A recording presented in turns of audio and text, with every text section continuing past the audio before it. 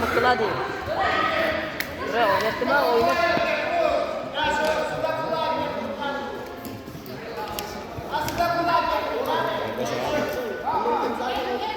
Biraz daha kıldıma geçeceğiz.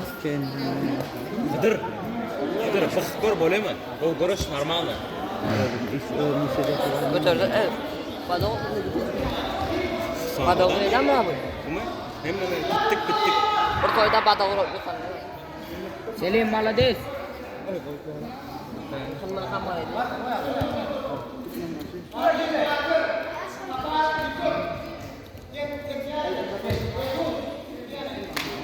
Kapatma. Şöyle ayetin altından kol uğraşmadan. Normal bir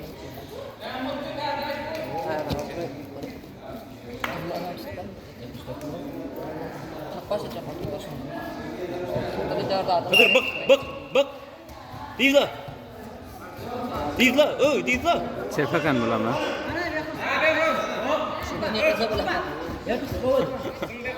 Bık sana bık. Молодец.